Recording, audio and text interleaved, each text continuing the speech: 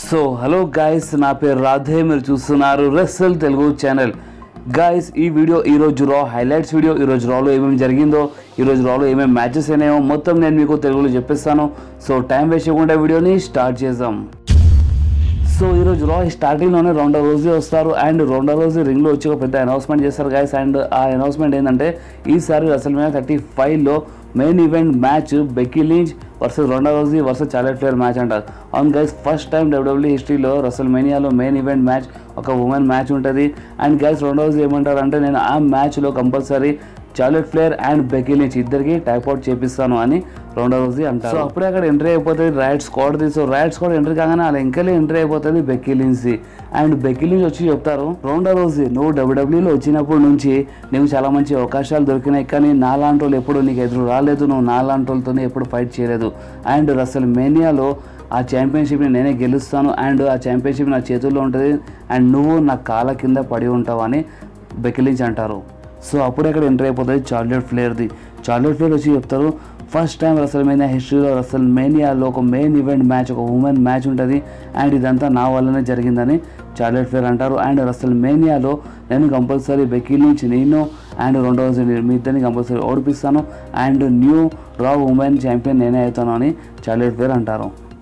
So guys, ఇలా segments కాగానే మనకి ఇమ్మీడియట్లీ ఒక మంచి మ్యాచ్ చూడి వస్తుంది, beat the clock match guys. And first match మనకి చూడి వస్తుంది రౌండా రోజీ వర్సెస్ సారా లోగన్ మధ్యలో. అండ్ రౌండా రోజీ ఈ మ్యాచ్లో 1 minute 25 secondsలో సారా లోగన్కి ఓడిపించేస్తుంది. అంటే beat the clock match set అయిపోతుంది 1 minute 25 seconds. సో మనకి అప్పుడే ఇమీడియట్లీ ఇంకో మ్యాచ్ చూడి వస్తుంది Charlotte Flair versus Ruby Riott మధ్యలో. అండ్ గైస్, ఈ మ్యాచ్లో ఓవర్ విన్ కాదు, అంటే బీట్ ద క్లాక్ ఆ టైం సెట్ అయి ఉంటుంది కదా, ఆ టైం లోపలనే ఎవరు గెలవరు. సో అందుకే ఈ మ్యాచ్లో ఎవరు విన్ కారు. సో ఇమీడియట్లీ మనకి ఇంకో మ్యాచ్ ఉండి వస్తుంది Becky Lynch versus leave Morgan మధ్యలో. అండ్ గైస్, ఈ మ్యాచ్లో బెక్కీ లించ్ విన్నర్ అయిపోతారు 1 minute 18 secondsలో. సో దీని అర్థమైందంటే Becky Lynch Ronda Rousey and Liv Morgan ఇద్దరిని ఓడిపించింది. ఎందుకంటే రౌండా రోజీ ఒక టైమింగ్ని సెట్ చేసింది 1 minute 25 seconds. సో ఆ టైం లోపలనే బెక్కీ లించ్ లీవ్ మోర్గన్ని ఓడిపించేసింది.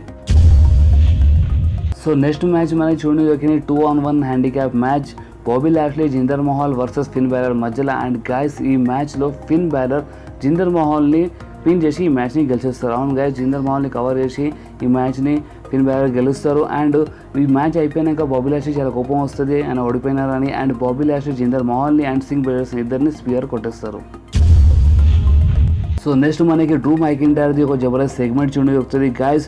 ఈ సెగ్మెంట్లో డ్రూ మ్యాకింటైర్ చాలా మాట్లాడతారు, రోమన్ రైన్స్ గురించి, అలా ఫ్యామిలీ గురించి చాలా అంటారు. సో అందుకని గైస్ నేను దీని గురించి సపరేట్గా ఒక వీడియో చేసినాను, ఎందుకంటే ఈ సెగ్మెంట్ చాలా పెద్ద సెగ్మెంట్ ఉండే. సో అందుకే నేను దీని గురించి సపరేట్ వీడియో చేసినాను. ఒకవేళ మీరు ఆ వీడియో చూడకపోతే ఈ వీడియో అయిపోయినాక మీకు ఈ వీడియో ఆఖరిలో ఆ వీడియో వస్తుంది. సో ఆ వీడియో మీరు కంపల్సరీ చూడండి. So guys, Drew McIntyre segment అయిపోయినాక అక్కడ రోమన్ రైన్స్ వస్తారు అండ్ రోమన్ రైన్స్ వచ్చి డ్రూ మ్యాకింటైర్ పైన అటాక్ చేస్తారు అండ్ డ్రూ మ్యాకింటైర్ రోమన్ రైన్స్కి లో బ్లో కొట్టేస్తారు. సో అందువల్ల రోమన్ రైన్స్ కొంచెం వీక్ అయిపోతారు and Drew McIntyre Roman Reigns పైన అటాక్ చేసి అడికెళ్ళి వెళ్ళిపోతారు. సో నెక్స్ట్ మనకి సాషా బ్యాంక్స్ అండ్ నతాలియా మధ్యలో ఒక మంచి మ్యాచ్ ఉండి దొరికింది. కానీ గైస్, ఈ మ్యాచ్ని ఖరాబ్ చేయడానికి అక్కడ తమీనా అండ్ నయా జాక్స్ వచ్చేస్తారు ఈ మ్యాచ్ మధ్యలో. కానీ గైస్, బెత్ ఫినిక్స్ ఒక ఆమెనే నయా జాక్స్ అండ్ తమీనా ఇద్దరి మీద అటాక్ చేస్తుంది అండ్ వీళ్ళిద్దరిని రింగ్లోకి వెళ్ళి బయట పడేస్తుంది. సో నెక్స్ట్ మనకి బ్యారన్ కోర్బిన్ వర్సెస్ అపోలో క్రూస్ మధ్యలో ఒక మంచి మ్యాచ్ ఉండి దొరుకుతుంది గైస్. అండ్ ఈ మ్యాచ్ విన్నర్ గురించి మాట్లాడితే ఈ మ్యాచ్లో విన్నర్ అవుతారు బ్యారన్ కోర్బిన్. సో నెక్స్ట్ మనకి సెత్ రాలిన్స్ ఒక జబర్దస్త్ సెగ్మెంట్ చూడండి దొరికింది. సెత్ రాలిన్స్ రింగ్లో వచ్చి చెప్తారు, John Cena, Bret Hart, Triple H, Shawn Michael వీళ్ళందరూ నాకు ఇన్స్పైర్ చేశారు, వీళ్ళందరూ ఫ్యాన్స్కి ఇన్స్పైర్ చేస్తారు, కానీ బ్రాక్ లెస్నర్ ఇప్పటి వరకు ఎవరికి ఇన్స్పైర్ చేయలేదు.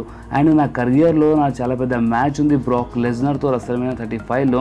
అండ్ ఆ మ్యాచ్లో నేను కంపల్సరీ ఖచ్చితంగా బ్రాక్ లెస్నర్కి ఓడిపిస్తాను, ఎందుకంటే మీకోసం మీరందరూ బ్రాక్ లెస్నర్కి ఓడిపించాలని నాకు అంటున్నారు, మీరందరూ బ్లెస్సెస్ నాతో ఉన్నాయి, మీరందరూ నాతో ఉన్నారు. సో అందుకే నేను బ్రాక్ లెస్నర్కి ఖచ్చితంగా ఓడిపిస్తాను రెసల్మేనియా 35లో అని సెత్ రాలిన్స్ అంటారు. సో అప్పుడే అక్కడ ఎంట్రీ అయిపోతుంది పాల్ హేమన్. పాల్ హేమన్ వచ్చి చెప్తారు, థ్యాంక్ యూ సెత్ రాలిన్స్, ఇప్పుడు ఇది 2-on-1 హ్యాండిక్యాప్ మ్యాచ్ అయిపోయింది, WWE universe Seth Rollins versus Brock Lesnar.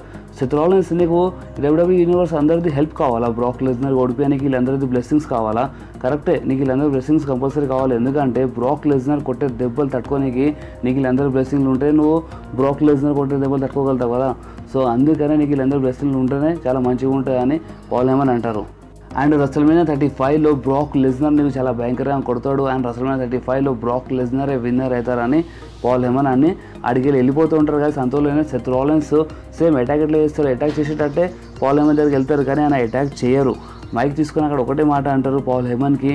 So Seth Rollins ఏమంటారు అంటే మేము కంపల్సరీ బ్రాక్ లెస్నర్కి ఓడిపిస్తాం రెసల్మేనియాలో అండ్ మేము న్యూ ఛాంపియన్ అవుతామని పాల్ హెమన్కి సెత్ రాలిన్స్ అంటారు.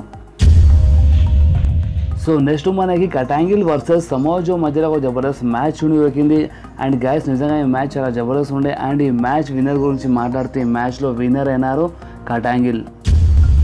సో నెక్స్ట్ మనకి ట్రిపుల్ హెచ్ ఒక జబర్దస్త్ సెగ్మెంట్ దొరికింది. ట్రిపుల్ హెచ్ వచ్చి చెప్తారు లాస్ట్ వీక్ బటిస్టా చాలా మాట్లాడినాడు నా గురించి, ఎవల్యూషన్ గురించి. అండ్ నాకు రీసెంట్లీ బటిస్టా ఒక లెటర్ పంపించినాడు.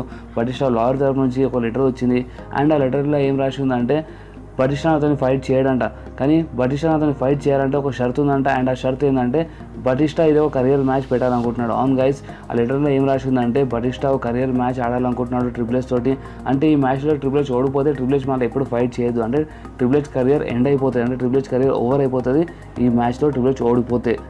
సో ట్రిపుల్ హెచ్ ఏమంటారంటే బటిస్టా నా కెరియర్ని ఖతం చేశాడు, అంత సీన్ లేదు, నేనే బటిస్టా కెరియర్ని ఖతం చేసేస్తాను రెసల్మేనియా 35లో అని ట్రిపుల్ హెచ్ అంటారు.